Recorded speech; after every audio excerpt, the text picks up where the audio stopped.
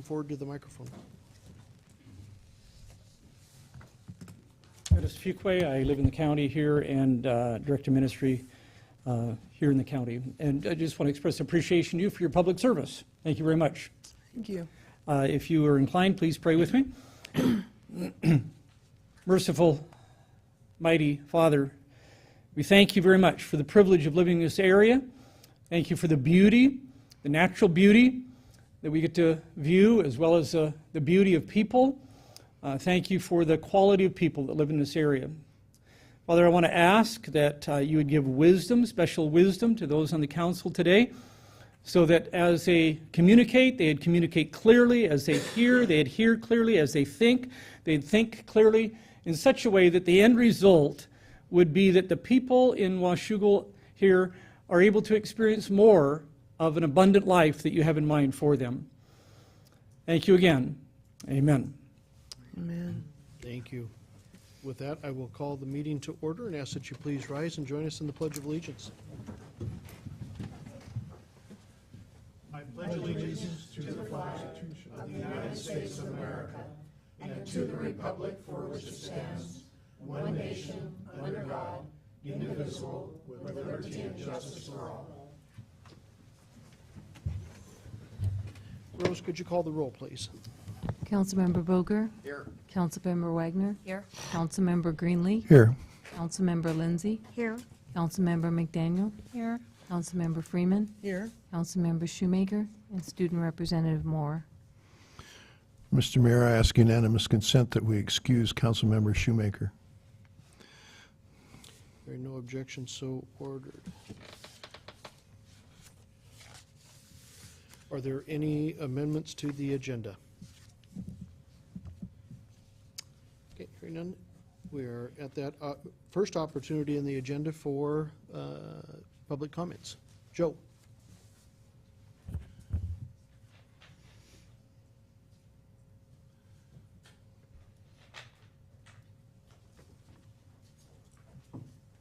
Good evening.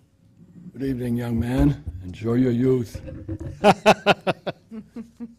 What are you laughing at? It's gone. I'm talking to her. Oh, Today is the oldest you've ever been That's true. and the youngest you'll ever be. Wisdom is my hobby, but I'm not here to talk about wisdom. Listen, I've been out here for about 10 years. My background's building and developing affordable housing. City of Vancouver has a task force on affordable housing right now. Washington State University had a big public meeting on affordable housing. What do the students know about affordable housing? What do academics know about affordable housing? Most of those people on that task force in Vancouver City Council, they don't want to change because they're making money off of what's going on. We're living in a manufactured economy right now, and nobody's talking about it. God, my voice is going out on me. Anyhow, I've been here for 10 years.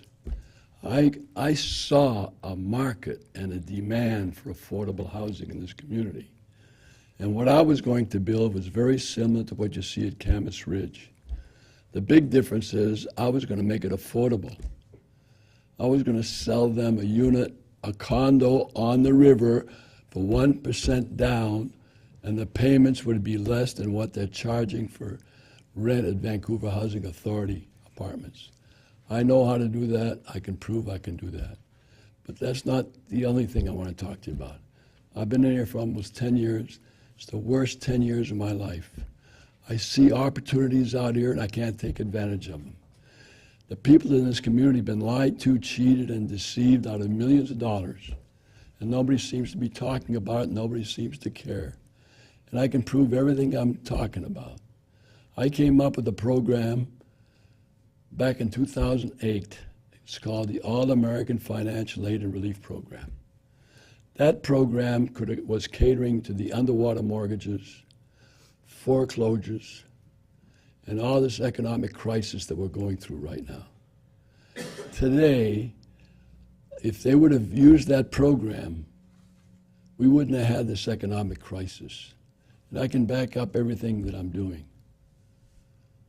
I made a pledge donations to a lot of different people. This morning, tonight, I went to Camas School District.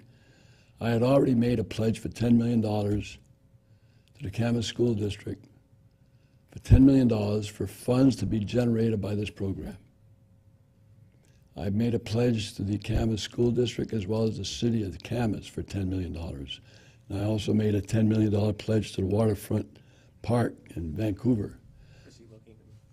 See, and these are funds that are going to be generated from the program. Some people are treating me like it's nothing. I know it can happen. Now, 2 conditions on the pledge. I want whoever's going to get this money to write a letter to Washington State University Board of Regents, not the Chancellor. It sounds like the Chancellor wants to help, but it's the Board of Regents that's stopping them. He doesn't think this thing is going to work because he doesn't know. These guys don't know nothing. They're running our country, though, and our country's going to hell right now, and I don't like it. Anyhow, to make a long story short here, if I can do that, I love my country. I don't like what's happening to it. I don't like coming up here and talking to you guys about this. Sean, you're in charge. You're the mayor. You're running all these committee meetings and all that. I never had any of that stuff.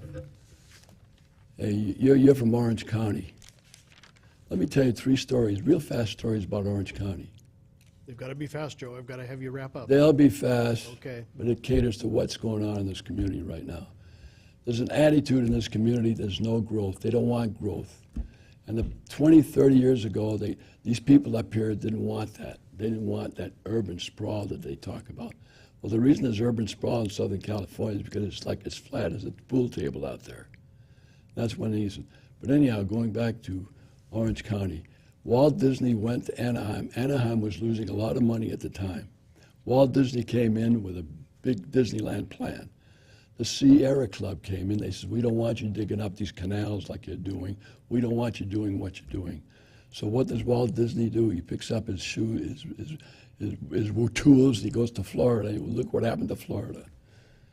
Another thing that happened, this is Orange County now. Campus Crusade, 3,000 employees. They had bought 3,000 acres of land outside of San Bernardino for future development. They came in with this new earthquake ordinance or whatever law. They haven't had no earthquake at this spot.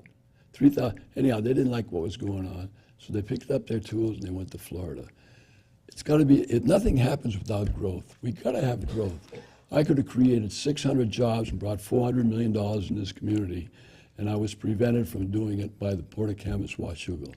I don't like to see those kind of things happen. We've got a great country. You guys are in charge.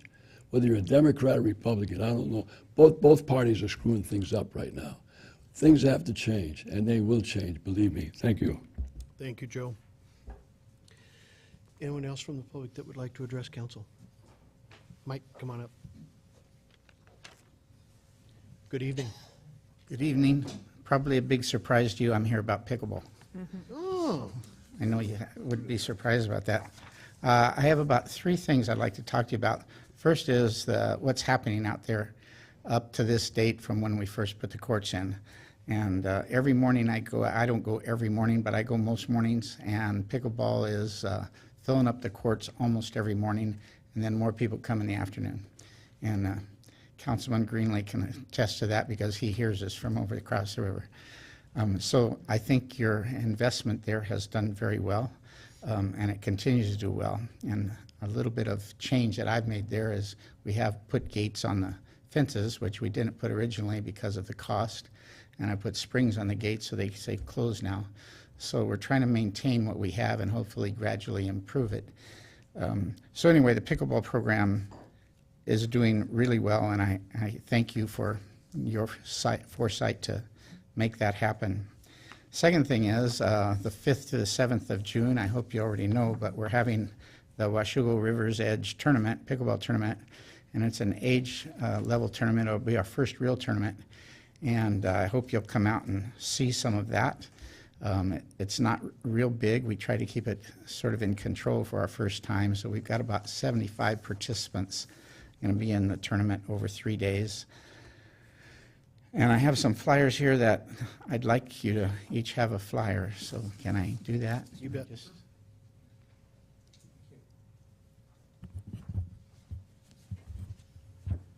Friday evening, at the end of the men's doubles part of the tournament, we're going to have an Elvis night at Doomsday Brewery here in Washougal. So I'm inviting you all to go to that. I went to one of the fundraisers in town with Mark Stevens, who's a resident here in town, and I thought he was great. It was a lot of fun, and so we decided, well, we'd go ahead and hire him for our pickleball group, and hopefully that'll be a good event as well. And the last thing I want to talk about, and kind of most important, really, I was told with an email from Suzanne Grover that she'd been contacted by a group that intended to have about 60 people come to our pickleball courts on June the 20th and teach 60 people how to play pickleball. And it seemed unlikely to me because I know most of the people that play pickleball from Seattle to most of Oregon, and I never heard of the person that was doing it, and I just found it unlikely they were going to get that size of group together to play pickleball or learn pickleball. So I looked into a bit, and then I also just happened to get an email from a friend of mine who is in our pickleball club and also is interested in soccer. And it turns out that their intention isn't to play pickleball at all. Their intention is to have a two versus two soccer tennis tournament, which is a totally different animal than pickleball. It isn't actually a sport that's made to be played on a pickleball court.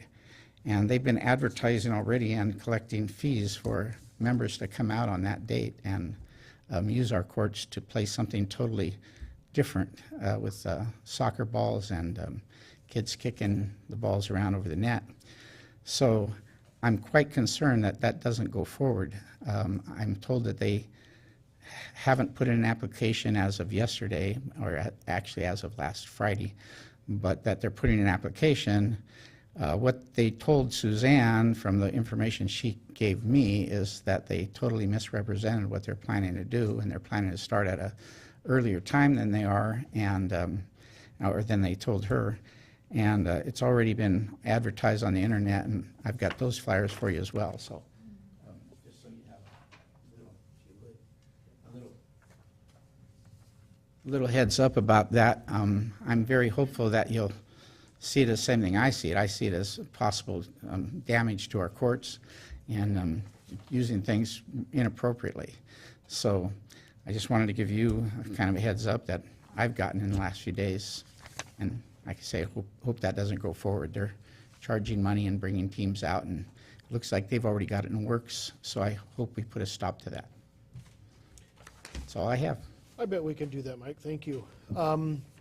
So your tournament starting on the 5th, you're looking about 300 people coming in for that? Actually, no, we're probably only going to have about 75 players. We're probably going to have, 150, 125, 150 people with families coming in. Gotcha. I could have done a 200-person tournament there in a different format, but it's a little tough to handle that, and I wanted to start with something that I knew we were going to be successful and not have issues so that people will want to come back. I want them to leave wanting to come back. And right now, I know the reputation of the courts out here is really good. We have people, a guy came out today, first time out. He plays in Arizona where there's a lot of pickleball, and first thing he said was, oh, these courts are just beautiful. So I hear that all the time. The setting is beautiful. Everything about it's beautiful. So we want to keep it that way and keep it going and have a good reputation. So thank you. Awesome. Thank you, Mike. Thank you for your efforts out there. Pickleball's fun. Anyone else that would like to address council?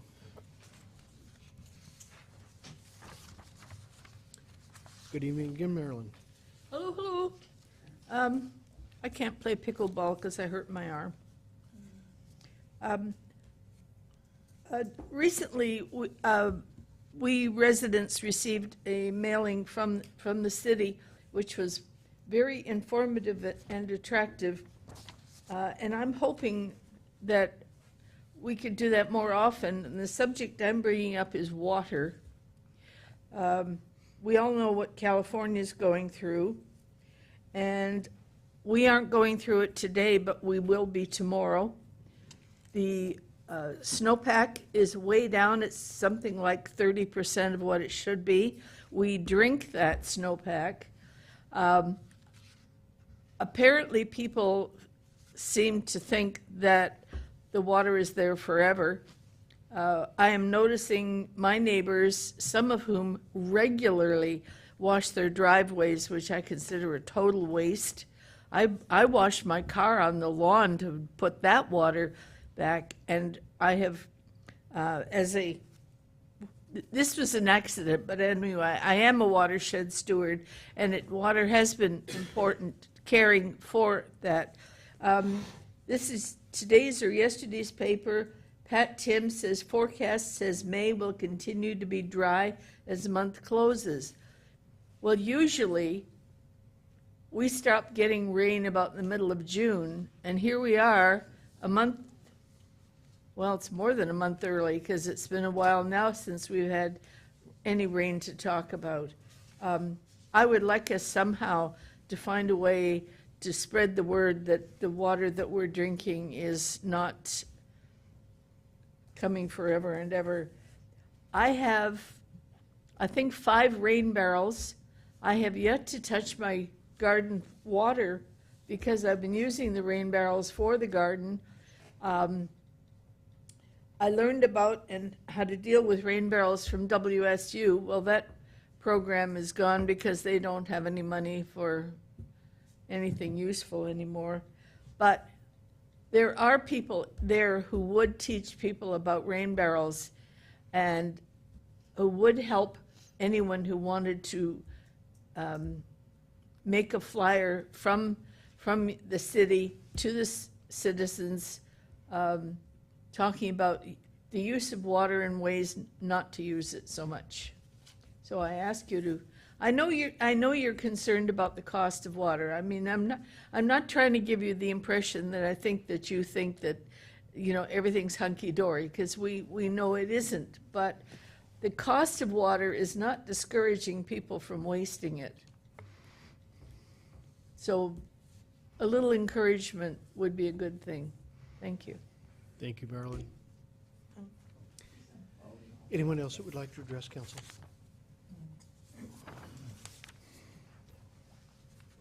Good evening, Dan. Hi, my name is Dan Duringer, 931 15th Street in Washougal.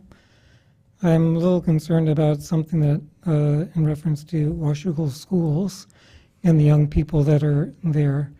I'm an employee over at Kama Schools, and near Liberty School, about 500 feet away by Google Maps, there's opened up what is called a smoke shop. And it's over at the Top Burger shopping area there with the market and the restaurant.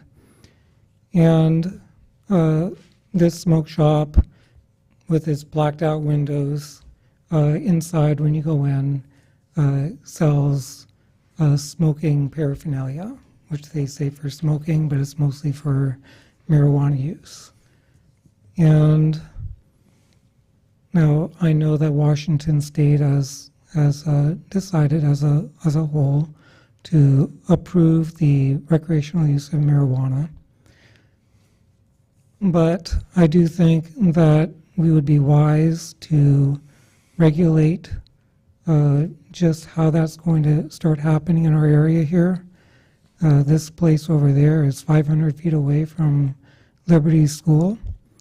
I have already seen middle schoolers hanging out on the side of the building there, and that's my concern, that this type of establishment near schools is going to be a magnet for students to gather around, to affirm themselves in a certain attitude that could well harm them.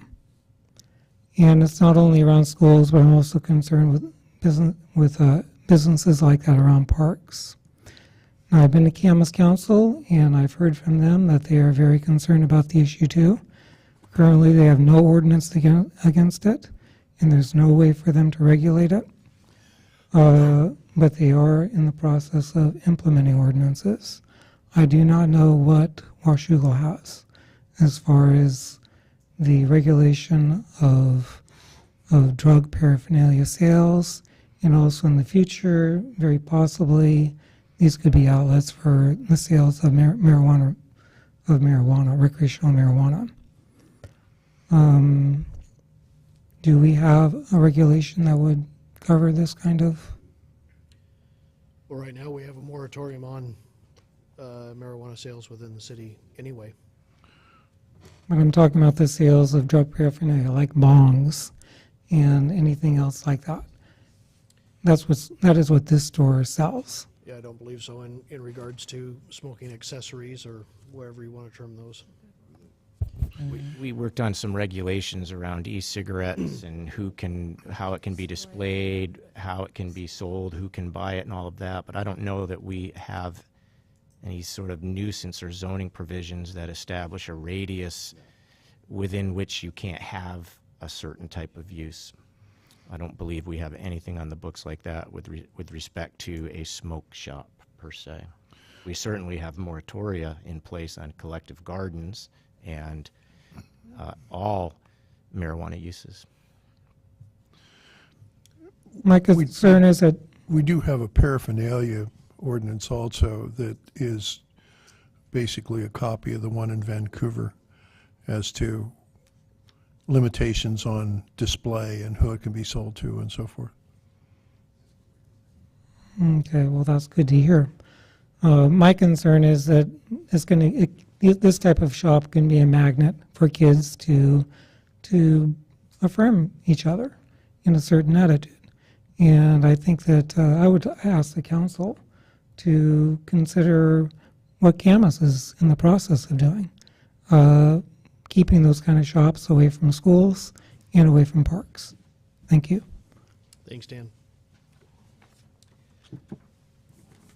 Dan, I think you're the only one we haven't heard from.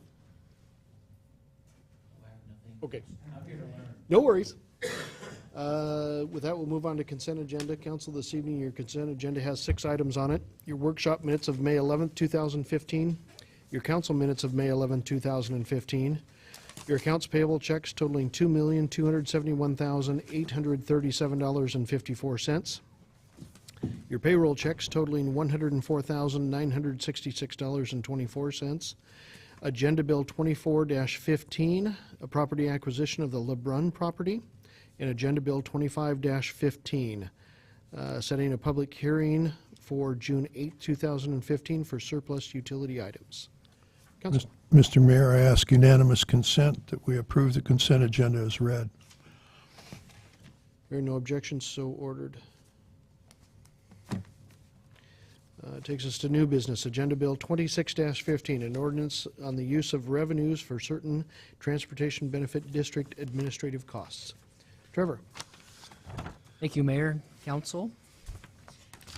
In the research process, again, in regards to the Transportation Benefit District, staff was notified by our insurance authority, WCIA, that the creation of a Transportation Benefit District or separate taxing authority necessitates a separate policy.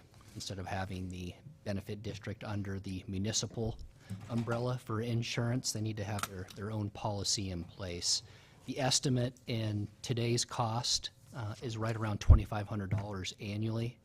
What's proposed for the code revision is to have the ability to have the administrative costs that are associated with the insurance policy come out of the fees that are generated through the Transportation Benefit District. What if we don't adopt the fees? Excuse me? What if we don't adopt the fees? If we don't adopt the fees, then we will defer on securing a policy for that specific taxing authority. So the recommended action for this evening is to read the ordinance by title only, pass, post, and publish the ordinance in the usual manner. Mr. Mayor, I ask unanimous consent that we read the ordinance by title only. Hearing no objections, so ordered. An ordinance providing that the Washougal Transportation Benefit District Number 1 funds may be expended on direct administrative costs. Mr. Mayor, I move that we pass, post, and publish the ordinance in the usual manner. Second. Got a motion and second that we pass, post, and publish the ordinance in the usual manner. Council discussion.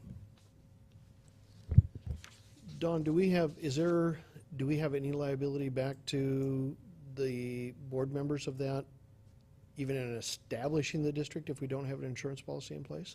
It's probably covered under the policy, but I doubt there'd be any individual liability for legislative action. It is covered in, I forgot to brief you on this, Don. In researching with WCIA why we needed separate coverage for an entity that has no employees and isn't going to do anything except if a fee is established, transfer money to the city, and through interlocal agreement, the city would be doing everything, and everybody's the same people. Because it's a separate taxing entity, it requires separate underwriting. Right. However, our current policy covers all of you as when you are engaged on boards and commissions. So you are currently protected under our current policy. So your activities as a TBD, now I can't imagine what liability would accrue to a TBD that doesn't do anything and just sits there. But if someone tried to bring some cause of action to a stagnant TBD, you would be defended through our insurance. And it's only when the TBD begins to receive revenue and therefore becomes active that WCIA requires us to get that separate policy if we want to have insurance, which... We don't need a policy until we impose the fee. That's correct. Battleground's in that same status right now, pending the implementation of their fee. They adopted the fee, and they're in the 6-month statutorily required waiting period. And I do know that in the case of Vancouver, there's several associated public corporations and other entities that they've created, like the DRA, which owns the Hilton, the Civic Center Redevelopment Authority, Public Facilities District, which collects sales tax that goes into the Hilton, and they have separate insurance policies on each one of those. Right. Makes sense. Right. We were hoping we could indemnify, that the city, that the Well, Vancouver does that too. Yeah. And WCIA said, no, you can't just indemnify the TBD and get it under your current premium. Being self-insured, I guess. Yes. Michelle, did you have a question? Yeah, in addition to the $2,500 insurance policy, what's the estimate for administrative costs to the TBD? That's the only cost Oh, that, so it is that, when you say administrative, that's the, right? So the mechanism here, the ordinance does say, where's the exhibit? Direct administrative cost, including but not limited to. However, it says as provided by resolution of the governing board. So what this does is it allows us to not have to go back into our code in the event some other sort of similar administrative thing comes up that we're currently not aware of. We're going to have to pay a fee just because we have a TBD. However, in order to pay it, when you're sitting as the governing body, you will have to resolve to pay it. And in fact, earlier this evening, the TBD board resolved to pay the insurance premium very specifically and very precisely. I'm not anticipating any further administrative costs, but I thought it was prudent to say direct administrative costs in the ordinance so that if something else comes up, we don't have to change the code, the TBD board can resolve it, but you still retain that ability to do that. This is not to, to get overhead or indirect charges. That are strictly prohibited already, and so we won't be doing that. Okay. Any other council? By our resolution? By your, well, it's twofold, I guess. By the ordinance, and then because it says you can't operate, and then those would be indirect administrative charges. This says direct administrative charge. It's a charge that's made directly to the TBD by the insurance authority. And then because your ordinance says anything you spend the money on has to be resolved by the governing board, you retain that authority in specificity through your resolution. And then the interlocal agreement that we've approved back and forth between the two entities indicates that the city will that the TBD will undertake the insurance. Any other council questions? Okay, I've got a motion and a second to pass, post, and publish the ordinance in the usual manner. All those in favor? Aye. Aye. Opposed? Motion carries. Thank you. Brings us to Agenda Bill 27-15, an interlocal agreement between the Washougal Transportation Benefit District Number 1 and the City of Washougal. Thank you, Mayor. Interlocal agreement between the Washougal Transportation Benefit District Number 1 and the City of Washougal. Again, in staff research and best business practices between the two separate entities or taxing authorities being specified in an interlocal agreement as far as the roles and responsibilities of both jurisdictions or of both entities. So the proposed interlocal agreement defines both the obligations of the benefit district and the undertakings of the City of Washougal, the municipality, to make the most efficient use of their powers based on mutual advantage through cooperation. So the recommended action is to authorize the mayor to execute and enter into an interlocal agreement with the Transportation Benefit District Number 1, Washougal Transportation Benefit District Number 1. Mr. Mayor, I move that we authorize the mayor to execute and enter into an interlocal agreement with the Transportation Benefit District Number 1. Second.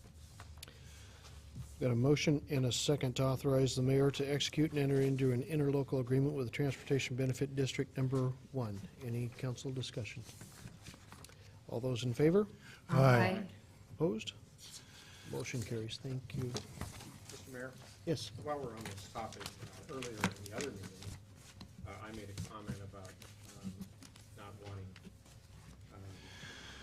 impose car tab fees for routine maintenance. Let me clarify what I meant by that. What I mean by that is I don't believe we should be using TBD funds for pavement management program. Yep. Thank you. We're now at the second opportunity for any members of the public that would like to comment to council. Quickly going past that opportunity. Under Mayor's Report, I have a number of items for you this evening. The first one is a appointment to the Parks Board of Mr. James Lane. And this would, I believe, completely fills the Parks Board again, finally. Yeah. You should have as part of your packets this evening the application that he put forward.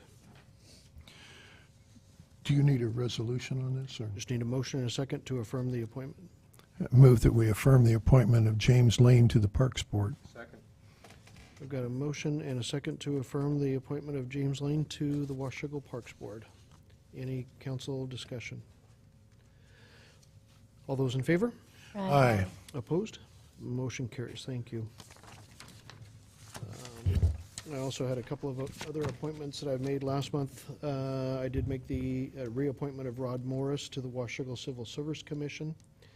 And tomorrow night I will also swear in Terry Wilkerson, a resident of Washougal and former law enforcement officer in the state of Montana, for the third and final civil service seat.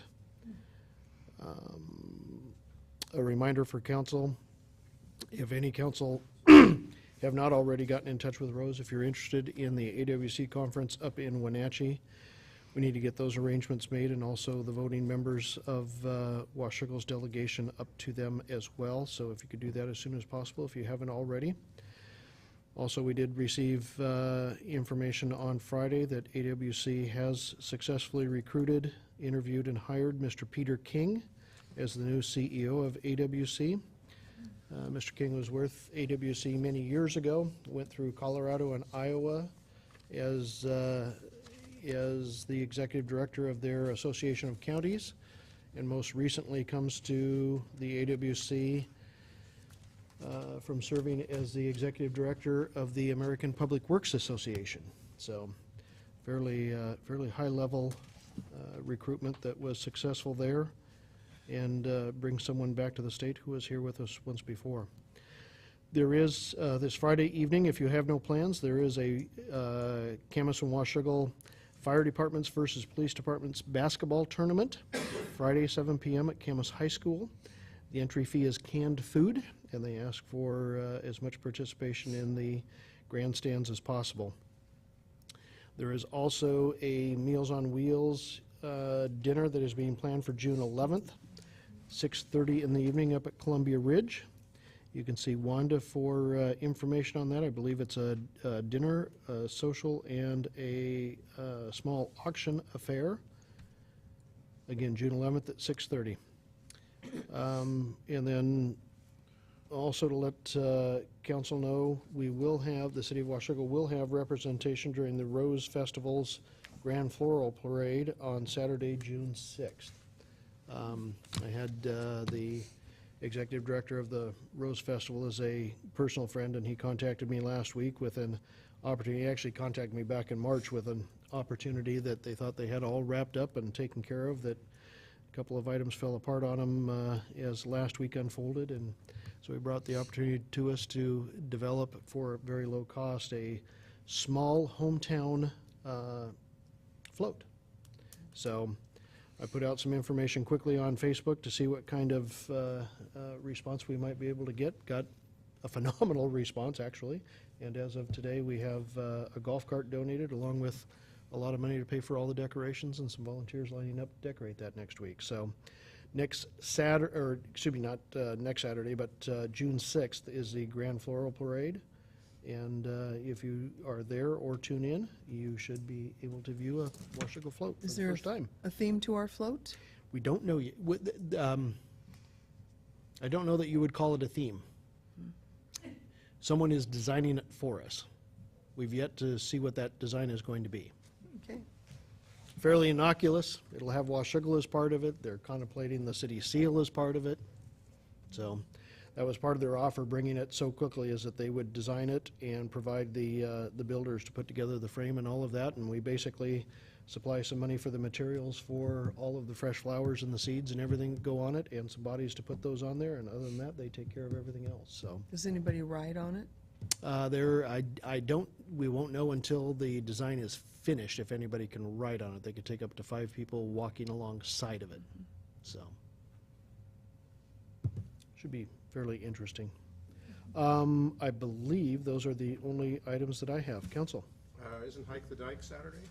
Hike the Dike is Saturday. So I plan to be there. And I found out late this afternoon I'm going on Hello Vancouver tomorrow for Friends of the Elder Justice Center. I got recruited to that because I'm basically the last one on the board in town, I think. Thursday. It's Thursday. Isn't it tomorrow? It's tomorrow. It's tomorrow. It's tomorrow. I'm sorry. Better be tomorrow. It's tomorrow? Yes. 7 o'clock, we have to kick in. Yep. Yeah. They better send me my talking points because I don't know what I'm going to say. You're not lip syncing? And as I mentioned earlier, I'm going to be here on June 8th, and I have no absences planned from any council meeting through the summer, I don't think. That may change, but at this point I'll be here. Michelle? I don't have anything. Paul? I also will be at Hike the Dike. There's a Regional Transportation Council meeting Tuesday, the 2nd of June, at the county building from 4 to 5:30.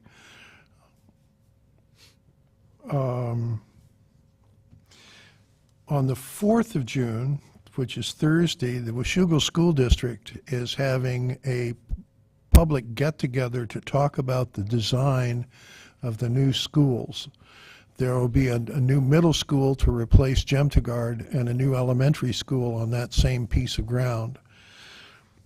That goes on from 5 to 9:30.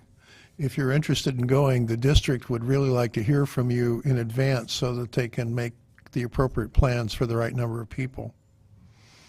There will be, I think there's some light dinner or snacks or something. I don't remember that. And then the 6th of June, Saturday, is the retirement party for Don Tarzian, the school superintendent. That will start at 11 o'clock at Hathaway Park. Again, the district would love to hear from you if you intend to go. The mayor mentioned the Association of Washington Cities annual conference in Wenatchee. the 23rd through the 26th of June. And I want to give everybody advance warning on the 4th of July. The Port of Camas-Washougal is having their big public party beginning roughly mid-afternoon, a little later than that. There'll be kid-friendly events. There'll be vendors with food and some public outreach booths. The music starts, there are 2 bands. The music starts at 6 and runs until 10. And then the fireworks start at 10.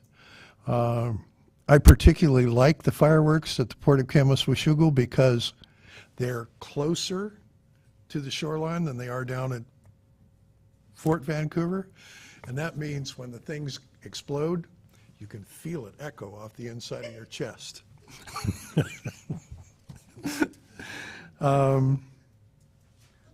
That's all I have. Joyce? I want to say yesterday, as usual, the memorial service at the Washougal Cemetery was lovely. And a special thanks, Starbucks donated the coffee for us, which was very generous. It's a moving service. We do well. Our people do well with the cemetery out there. It's lovely. And I too will be at Hike the Dike. Jennifer? Just one thing to add. The Chamber Awards dinner is going to be on the 3rd of June at 5:30 at Camas Meadows Golf Club. And Renee Carroll has been awarded the Citizen of the Year award. So, and we all know Renee, so we need to go and support her. That's it. Thank you. Connie Jo? Well, normally on a Tuesday night, the second Tuesday night, I would be at the Washougal School Board meeting. But here we are. And I want to bring to your attention that there's an event, Community Design Symposium, that the school is putting on, inviting the community to have input on what our new schools will look like. So that's going to be June 4th, which is a Thursday night between 5 to 9 p.m. And the location is Jim DeGard Middle School. So come out if you would like to share your 2 cents. Thank you. I plan to be Also, there. June the 4th, Downtown Washougal Association Board of Directors first meeting, which I'm interesting. Okay, with that, we will retire into executive session. I would ask that the public leave the chambers. It's in regard to litigation, should last no more than 10 minutes I need to. with no action to follow. Meeting.